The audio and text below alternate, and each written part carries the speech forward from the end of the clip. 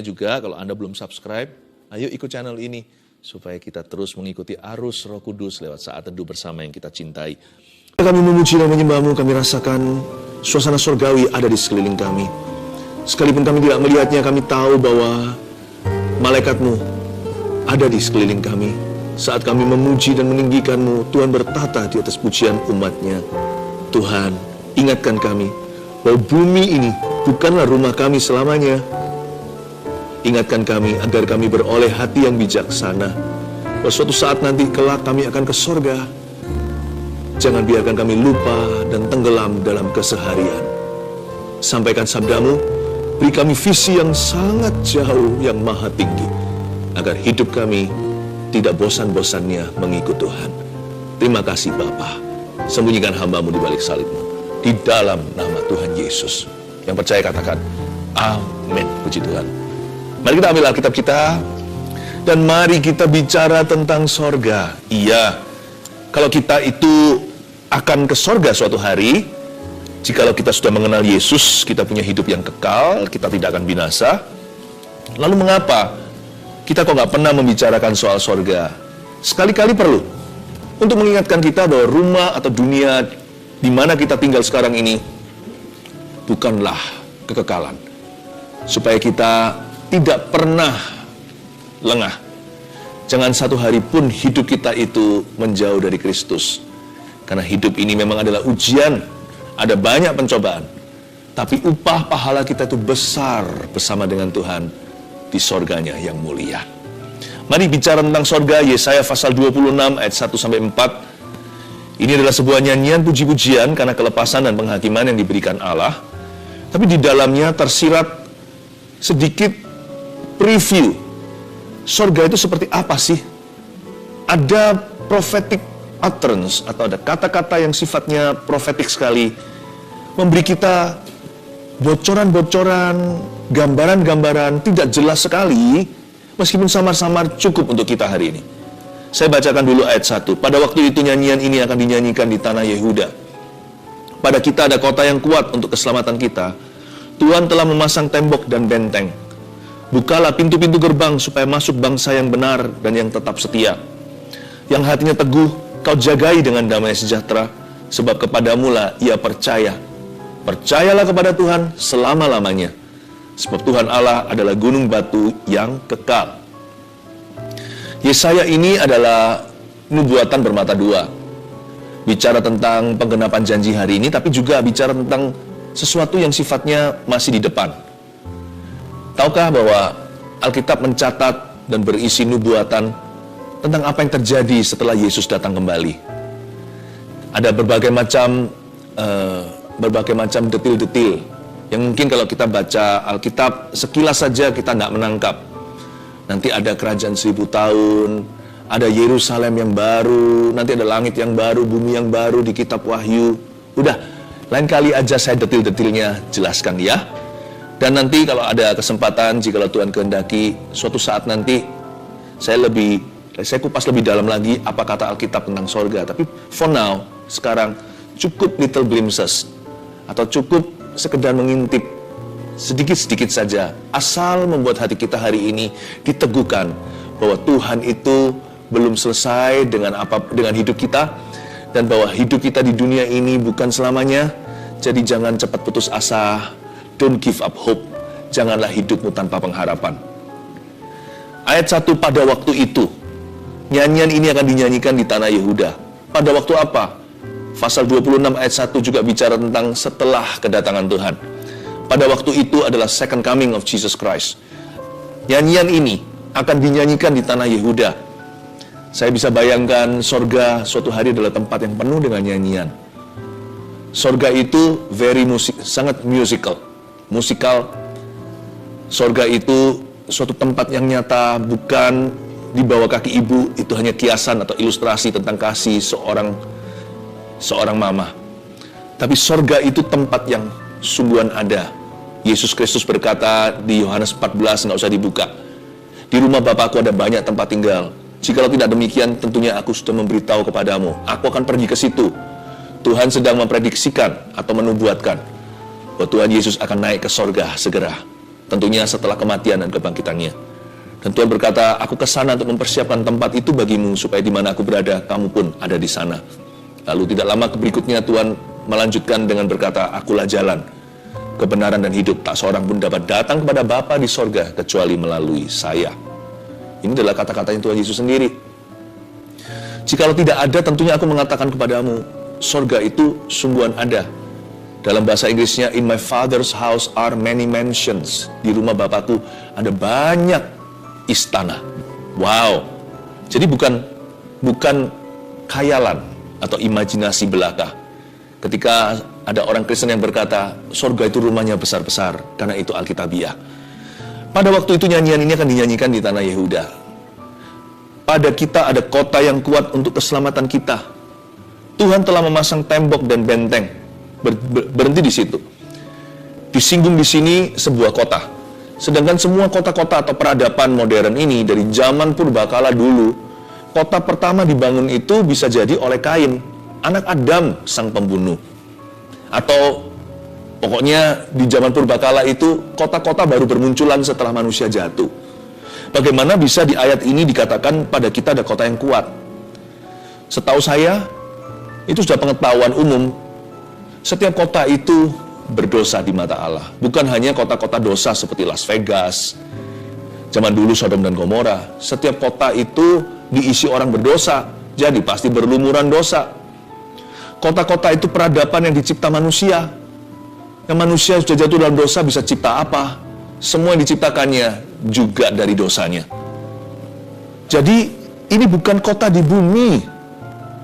Ini menunjuk kepada Yerusalem baru suatu hari nanti.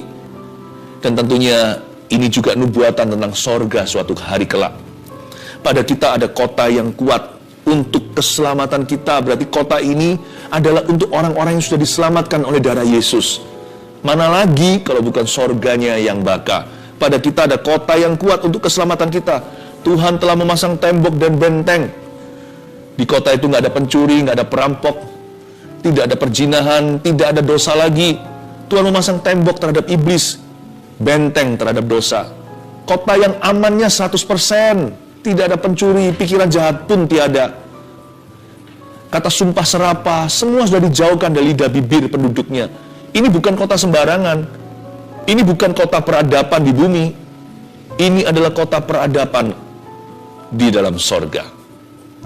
Kalau kita baca di Alkitab, waktu Menara Babel mau dibangun itu kan mereka sok-sokan. Wah, di tanah Sinear itu mereka hendak menciptakan sesuatu yang menyaingi Tuhan. Manusia dalam keangkuhan berkata, I don't need you. Seperti menuding ke sorga dan berkata, sudah cukup, kami tidak membutuhkan engkau, ya Tuhan. Tetapi dalam kekuatan mereka, semuanya berujung kehancuran. Kayaknya yang bisa bangun kota sungguhan itu yang sempurna hanyalah Tuhan. Jikalau bukan Tuhan yang mengawal kota, sia-sialah kita menjaganya. Mazmur 127 berkata dengan jelas, jikalau bukan Tuhan yang membangun rumah, sia-sialah kita membangunnya. Pada kita di sini siapa? Orang yang sudah diselamatkan. Pada kita ada kota yang kuat untuk keselamatan kita. Bahkan gereja aja tidak sempurna. Sebab di dalam gereja tetap ada orang yang pura-pura. Ini bukan kota agamawi, isinya hanya Kristiani atau agama tertentu yang jadi mayoritas. Pada kita ada kota yang kuat untuk keselamatan kita. Bicara soal keselamatan, bukan roh agamawi. Sedangkan gereja aja yang isinya semuanya Kristiani. Nggak tentu semuanya sudah selamat. Nggak semua lahir baru. Suatu hari kelak, Tuhan masih akan berkata, aku tidak mengenalmu. Padahal mereka melakukan pelayanan. Padahal mereka mengaku bahwa Tuhan itu jalan di kota mereka dan makan minum bersama dengan mereka. Nggak menjadi jaminan jikalau kita sembarangan ambil perjamuan di gereja atau perjamuan kudus itu bahwa semua pasti diselamatkan. Ini bukan kota di dunia, bahkan bukan gereja. Kota yang isinya semua orang diselamatkan 100% sempurna. Pada kita ada kota yang kuat untuk keselamatan kita. Tuhan telah memasang tembok dan benteng. Ini kota sorgawi. Tulis poin nomor 1. Sorga adalah kota yang sempurna pada orang percaya. Tahukah, jikalau Anda dan saya percaya Yesus sungguh-sungguh hari ini, sorga itu milikmu, dan sorga itu bukan di kaki ibu. Sorga itu ada di mana hanya Tuhan tahu, tapi kita mati akan ke situ. Atau Tuhan datang kembali pada waktu itu nyanyian ini akan dinyanyikan di tanah Yehuda. Kalau Tuhan datang kembali, kita masih hidup, kita belum mati, kita akan diubahkan, kata Paulus dalam suratnya di Perjanjian Baru. In the blink of an eye, dalam sekejap mata, ganti tubuh mulia, tanggalkan kemah dosa. Jadi kita orang percaya harus percaya. Namanya orang percaya, kok nggak percaya? Kita orang percaya harus percaya bahwa kita akan masuk ke surga. Dan surga itu benar-benar ada, bukan tempatnya roh gentayangan kita dalam tubuh kemuliaan. Bahwa kita yang sudah percaya sama Yesus, jelas-jelas di kitab Injil bunyinya begini, supaya barang siapa percaya kepada Dia tidak binasa, melainkan beroleh hidup yang kekal. Coba bayangkan, apa maksudnya beroleh hidup yang kekal? Bahasa sekolah minggu aja, bahasa anak kecil, masuk surga. Di 1 Yohanes, surat Yohanes ditulis begini, dan ini tandanya kalau orang itu sudah percaya bahwa dia yakin akan kehidupan kekalnya. Berarti orang yang percaya jangan hanya percaya Yesus, kita juga harus percaya apa yang dikandung di dalam iman kita saat kita memberikan hati kita kepada Tuhan Yesus. Janji apa yang terkandung dalam iman keselamatan? Yang pertama, selain pengampunan dosa, bahwa dosa kita diampuni dan nama kita tertulis di kitab kehidupan. Yang kesatu tentunya, kita harus yakin bahwa kalau kita mati, kita akan masuk ke sorga karena dosa kita sudah diampuni. Bukan semoga diterima di samping Allah yang Maha Kuasa. Nggak usah pakai kata semoga, nggak perlu kata maybe. Mungkin sudah dihapuskan karena yang ada adalah kepastian. Blessed assurance, suatu keyakinan, kepastian bahwa orang percaya yang meninggal dunia atau sampai Tuhan datang jikalau kita belum mati, orang itu adalah orang yang sudah diselamatkan. Diselamatkan dari api neraka, dari maut, dari hukuman kekal, dari hukuman dosa, dari lautan api. Dan jikalau kita mati, kita sudah tidak akan bertemu dengan kerajaan maut. Pada kita ada kota yang kuat. Pada kita, ada kata pada kita. With us, for us, belonging to us. Bersama kita itu artinya pada kita. For us itu untuk kita. Ya, belonging to us itu menjadi milik kita. Pada kita ada kota yang kuat. Sorga itu ada padamu, bukan di kaki ibu. Sorga itu pada orang percaya. Percaya pada Yesus. Makanya itu sebuah kebodohan besar jikalau kita mengkhianati atau menjual Tuhan demi karir, demi popularitas, demi harta duniawi. Apapun dengan apapun engkau dan aku menggantikan Yesus, itu kerugian kekal. Makanya itu Yesus berkata sama murid-muridnya ketika mereka senang, setan-setan takluk atau mujizat terjadi, Tuhan berkata, ini sementara, itu juga kemuliaan Allah, tapi janganlah taruh hatimu di sini. Karena yang penting adalah, atau yang terutama, berbahagialah karena namamu tertulis di kitab kehidupan. Itu ya berkat yang tak terhingga, nggak bisa dibeli dengan uang, emas, perak, permata, tiada harganya. Dibandingkan keselamatan jiwa kita, itu mujizat terbesar. Sorga adalah kota yang sempurna pada orang percaya. Saya suka membayangkan sorga dengan kota-kota yang ada di dunia atau kota-kota kenamaan. Tentunya bagaimanapun kita bandingkan sorga dengan kota manapun, karena seperti yang saya katakan tadi, kota di dunia ini nggak ada yang sempurna. Semua itu baru bermunculan setelah manusia jatuh dalam dosa. Mau dibandingkan sama kota manapun juga lesu, pucat dibandingkan dengan sorga yang beneran. Apapun gambaran kita nggak akan bisa mendekati aslinya, karena Alkitab tidak menjelaskan secara terperinci sorga itu seperti apa. Tidak sejelas-jelasnya, samar-samar saja. Mungkin karena pikiran kita nggak mungkin bisa menangkapnya. Kalau semua pewahyuan tentang sorga dibuat jelas, jebol ini otak kita. Karena kita nggak bisa bayangkan. Apapun yang di sana itu tiada bandingan. Apapun yang di sini nggak ada satupun yang menyerupai. Tapi saya suka membandingkan just for fun. Ini bahasa saya ya. Maklumi semua kekurangan. Saya bayangkan sorga itu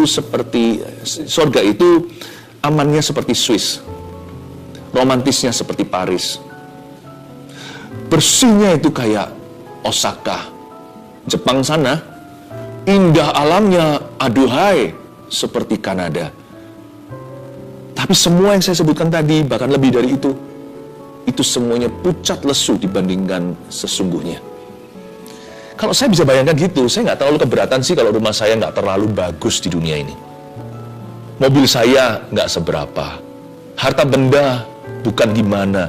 Saya nggak menggila seperti orang dunia yang kejar segala sesuatu dan halalkan segala cara. Kalau perlu, keluarganya semua dijual di atas mesbah atau altar keberhasilannya. Nggak apa-apa sih. Kalau bucket list saya atau things to do, apa yang saya angan-angankan 1, 2, 3, 4, 5, 6, 7 itu nggak tercapai semua, I'm okay loh. Makanya saya suka untuk menyerahkan masa mudaku untuk Kristus. Karena itu investasi yang kekal. Saya nggak usah merasa, oh orang muda seperti kata pengkhotbah. Bersenang-senanglah, berfoya-foyalah. Ingatlah bahwa Tuhan akan menyeretmu ke pengadilan. Saya nggak mau begitu. Orang muda semuanya itu habis-habisan. Kalau di negara barat, sebelum menikah mereka bachelor partinya gila-gilaan, seolah-olah setelah ini masuk penjara, yaitu nikah. Oh, saya nggak mau begitu, nggak mau ikut-ikutan. Bukan fanatik sih, bukan. Tapi saya punya visi kekekalan. Nggak apa-apa gitu loh. Kalau saya bukan jadi nomor 1 di dunia, asal saya melayani Tuhan yang nomor pertama. Saya nggak akan mudah iri. Karena nggak tentu orang yang berhasil di bumi ini bahkan masuk ke sorga. Kalau kita nggak hati-hati loh ya, Tuhan nggak anti tipe-tipe tertentu. Tapi Tuhan memperingatkan, orang kaya susah masuk kerajaan sorga. Lebih gampang unta masuk lubang jarum. Nggak tentu orang berhasil bahkan masuk ke sana. Atau, jikalau mereka berhasil masuk pun, nggak tentu mereka seperti segeluri di bumi. Di sorga itu berbeda. Lazarus itu dipuji. Si pengemis itu. Ada perbedaan. Ada nilai tukar. Makanya itu saya mau tukarkan hidupku yang 1 koin ini untuk kemuliaan Tuhan. Karena saya tahu nanti di sana itu adalah mahkota kemuliaan. Tapi kalau saya kejar mahkota di sini dan meninggalkan Tuhan, nanti di sana saya jadi apa? Ini bukan pikiran anak sekolah minggu loh ya. Upahmu besar di sorga, lalu gimana? Bukan. Pasti nggak seperti yang kita bayangkan. Pasti melampaui maksudnya. Tapi saya nggak akan frustrasi dengan hidup ini. Saya nggak akan. Asal saya melaksanakan kehendak Tuhan sebaik-baiknya, asal saya mengabdi pada Kristus, saya nggak takut kok jikalau saya tidak menikmati segala sesuatu di bumi. Akan tiba saatnya. Hidup kita 780 dekorasinya semua penderitaan ini, kata Musa. Dibandingkan dengan 80 tahun kali 80. 80 tahun kali 80 tahun lagi, coba bayangkan kekekalan. Lalu kali 800 tahun. Lalu kali 8 miliar tahun. Itu pun ditelan kekekalan. Kekekalan itu artinya end to end-nya nggak bisa kelihatan alfa omega itu selama-lamanya. Apa artinya 80 tahun saya di sini taat? Apalagi kalau kita bertobatnya sudah usia tua. Tinggal berapa tahun saja, jangan sia-sia. Kejarlah harta di sorga. Bukankah Yesus berkata begitu? Bukan berarti kita nggak kelola. Bukan berarti kalau di sini kita ngalir saja, nggak punya perencanaan. Juga enggak sih, talenta itu harus dikelola 1, 2, atau 5. Tapi jangan kita itu kesurupan. Hati ini jangan sampai dirasuki. Serakah, lupa Allah. Lalu hidup bagi diri sendiri. Kalau kita memang punya bucket list atau things to do, apa yang kita mimpikan kita mau lakukan, pastikan carilah dulu kerajaan sorga dan kebenarannya. Lalu nomor berikut-berikutnya, 3, 4, 5, 6, 7 dan seterusnya. Segala sesuatu yang benar, mulia, layak dipuji. Semua yang disebut kebajikan, jadikan itu mimpi-mimpimu, termasuk di dalamnya what is fun, apa yang nyaman, apa yang bisa kau nikmati bersama dengan orang-orang yang kau cintai. Surga adalah kota yang sempurna pada orang yang percaya, dan kita akan ke sana. Kita akan ke sana. Jadi gimana? Apa tugas kita? Ayat 2, bukalah pintu-pintu gerbang. Buka pintu gerbang supaya masuk bangsa yang benar dan yang tetap setia. Jadi tugas kita adalah membuka pintu kepada kebenaran dan tetap setia. Karena buka pintu gerbang sini adalah supaya masuk bangsa yang benar. Nomor 2, tugas kita adalah tetap setia sampai mati pada kebenaran. Sampai akhir ku menutup mata, ku tetap setia. Itu yang Tuhan kehendaki. Kalau setia sama Tuhan itu jangan setengah jalan. Tuhan gak suka telur setengah matang. Jangan sampai menghadap Tuhan dan tahtanya di akhirat nanti Tuhan berkata, aku tidak mengenalmu, hai kamu pembuat jahat. Enyahlah ke dalam api itu. Jangan sampai kita ditolaknya. Tapi saya ingin sekali mendapatkan satu kata dari Tuhan, yaitu well done. Baik sekali perbuatanmu. Well done itu artinya matang. Masak telur itu sampai matang, masak daging nggak ada darahnya, sampai matang. Kalau makan daging enak medium rare atau setengah matang. Tapi kalau rencana Tuhan harus matang loh ya. Di hidup kita harus matang. Well done. Well done. Supaya Tuhan bisa berkata, well done. Baik sekali perbuatan. Tugas kita adalah tetap setia. Selama kita masih bernafas dan hidup, kalau di depan kaca kita bernafas masih ada embunnya, berarti belum well done. Masih ada 1 hari lagi untuk taat dan setia. Besok 1 hari lagi untuk taat dan setia. Besok lagi 1 hari lagi taat dan setia. Jangan cepat-cepat kita rayakan lalu berkata well done. Jangan puji diri sendiri. Jangan lekas puas dengan apa yang kau capai kemarin. Janganlah lengah setelah Anda taat pada firman-Nya. Sebab besok Anda masih bisa jatuh. Besok kita masih bisa salah. Ikut Tuhan itu harus berjaga-jaga, karena nggak tahu Tuhan datang nanti. Tuhan kedatangan kedua kali pun kita nggak bisa memprediksi hari, waktu, bulan, tahun. Jangan coba. Dia akan datang seperti seorang pencuri yang tidak diduga pada malam hari. Tugas kita adalah waspada, berjaga-jaga, dan tetap setia sampai mati pada kebenaran. Kita diselamatkan hanya sekali, yaitu kita dibenarkan karena iman. Kita mendapat status righteous atau orang kudus ketika kita lahir baru. Tetapi setelah itu tugas kita adalah mengerjakan keselamatan yang kita sudah terima. To be made righteous is one time in life. Untuk dijadikan benar oleh Tuhan itu hanya sekali. Tetapi setelah itu, you must keep the righteousness. Kita harus menjaga kekudusan Allah. Kita harus menjaganya dalam ketaatan dan roh kesetiaan. Tugas kita adalah tetap setia sampai mati pada kebenaran. Ikut Yesus itu long haul. Ikut Tuhan itu nggak pernah pakai transitan. Jangan transit kemana-mana. Ikut Tuhan itu stick to the plan. Ya, ikut Tuhan itu seperti kita itu naik pesawat yang perjalanannya panjang, nggak transit di mana-mana, antar benua. 20 jam kemudian baru tiba. Tibanya di seberang sana. Keluarga saat teduh yang saya kasih, kalau ketika kita menerima Yesus sebagai Tuhan dan Juru Selamat kita, siap-siaplah berlayar seumur hidup dengan Dia. Jangan terima Dia setengah-setengah atau wait and see lagi. Sama Tuhan tuh harus cinta mati, karena Tuhan sudah mati untuk kita. Jadi kalau saya bilang saya terima Yesus, saya jadikan Yesus Tuhan dan Juru Selamat saya, itu adalah lifetime plan. Itu adalah rencana seumur hidup. Tidak pakai kondisi lagi, semua ketentuan kondisi berlaku. Seperti kita beli obat, ada kadaluarsanya. Atau seperti kita beli sesuatu itu, ada ketentuan-ketentuan tambahannya. Ini belum final. Ikut Tuhan itu harus final. Waktu saya berkata, yes, I receive you. Ya, aku menerimamu Tuhan Yesus. Itu berarti menerimanya dan tetap setia dalam suka dan duka. Kaya dan miskin. Sakit dan sehat.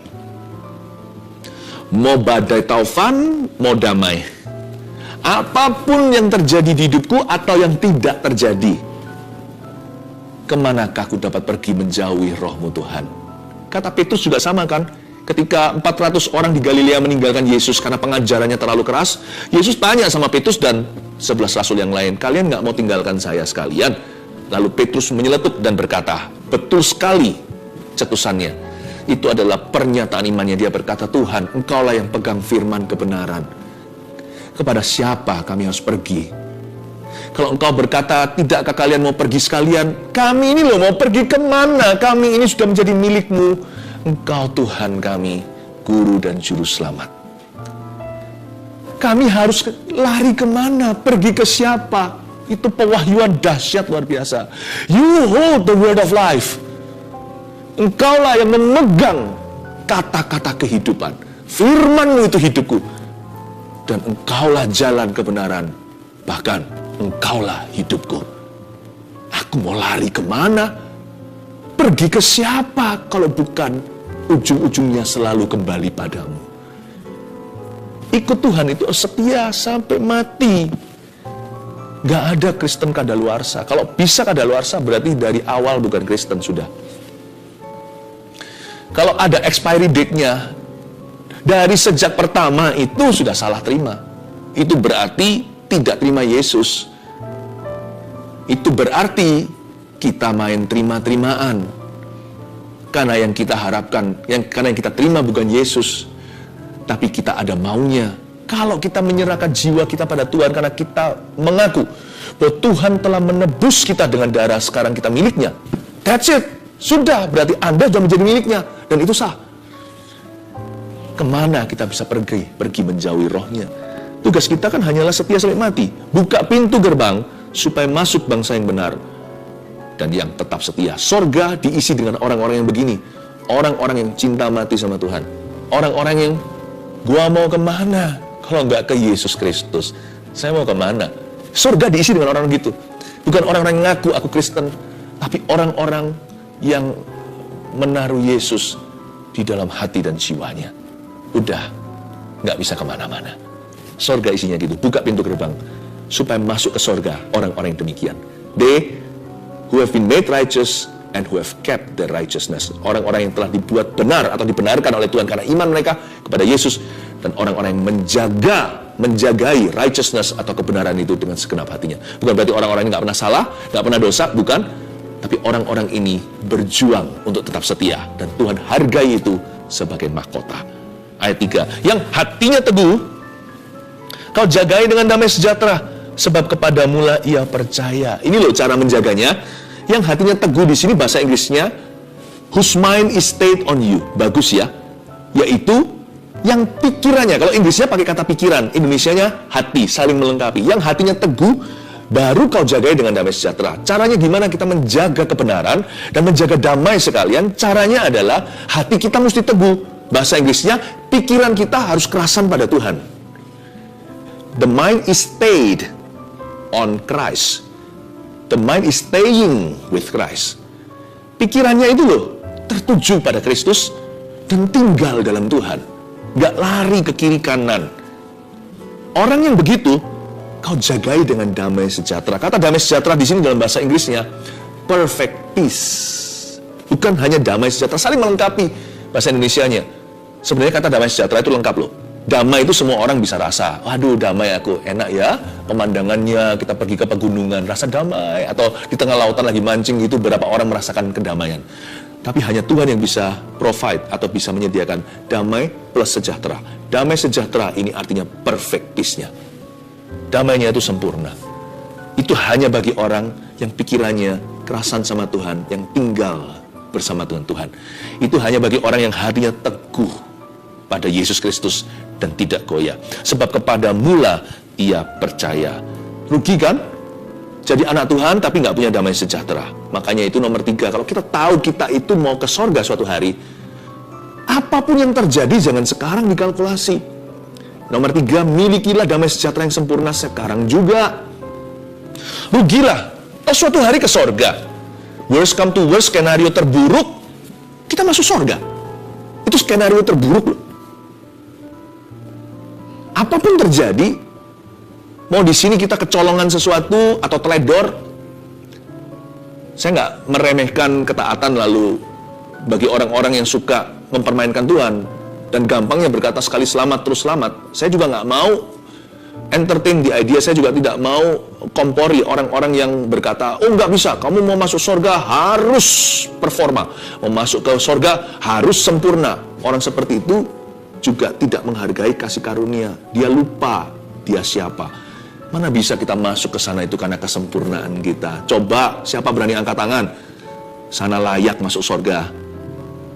Lepas dari Kristus dan pengorbanannya. Karena dirinya sendiri hebat. Karena dia nggak pernah sama sekali buat salah. Karena dia orang yang sempurna. Nggak ada yang berani angkat tangan. Siapa yang angkat tangan berarti orang itu berdusta. Saya nggak mau masuk ke perdebatan itu ya. Tapi ingat ya, kalau kita itu tahu skenario terburuk orang-orang yang sungguh-sungguh sudah percaya itu paling buruk masuk ke surga. Karena hidup adalah Kristus. Ya. Yang paling jeleknya pun mati adalah keuntungan. Kok nggak damai sejahtera di bumi ini? Kalau kita dalam turnamen perlombaan mau gimana pun juga, kita pokoknya do your best, lakukan yang terbaik. Kita mau tendangnya salah, mau lempar bolanya nggak pas, kalau ujungnya pasti menang, kan mainnya tenang. Yang paling konyol adalah orang Kristen yang tidak damai hatinya. Damai itu nggak tergantung keadaan, karena yang hatinya teguh kau jagai dengan damai sejahtera. Apalagi damai sejahtera nggak terletak pada materi, keadaan, situasi, kondisi. Damai itu di hati. Makanya milikilah damai sejahtera yang sempurna sekarang juga. Di mana? Di hatimu. Kalau nggak tertipu ya, orang mati ditulis apa? RIP. RIP, rest in peace. Apa sungguhan semua orang mati itu masuk ke surga? Hanya mereka yang percaya Yesus dengan segenap hatinya. Jangan targetkan rest in peace atau istirahat dengan damai di kuburan sana. Kenapa kita nggak targetkan sekarang, mumpung masih hidup? Daripada rest in peace, why not live in peace? Kenapa kita nggak hidup dalam damai sejahtera? Karena kita tahu kita akan masuk ke surga. Kenapa nggak damai sekalian? Tapi Pastor Philip, kondisi keadaan hidupku itu ngalami permasalahan. Luar biasa problema. Ngerti, saya tahu. Ininya nggak damai, luarnya. Tapi hatinya kan bisa teguh. Ininya nggak damai, tapi pikirannya kan bisa sejahtera. Kan ada firman Allah. Ini nggak damai luarnya, circumstance atau keadaan. Tapi kan hati Anda bisa punya perfect peace. Milikilah damai sejahtera yang sempurna. Now, sekarang juga. Jangan tunggu nanti masuk surga. Now, today, hari ini. Miliki damai itu. 1, 2, 3. Mari kita bicara tentang surga. Surga adalah kota yang sempurna pada orang percaya. 2, tugas kita adalah tetap setia sampai mati pada kebenaran. 3, apapun permasalahan Anda, persoalan Anda, ingat, poin terakhir, milikilah damai sejahtera yang sempurna sekarang juga. Sebab jika Anda percaya Yesus, ujungnya Anda masuk surga. Kenapa nggak damai? Kenapa hatimu gelisah? Di rumah Bapakku ada banyak tempat tinggal. Aku menyediakan tempat bagimu di situ. Just do your best here. Lakukan yang terbaik. Tuhan akan menolongmu.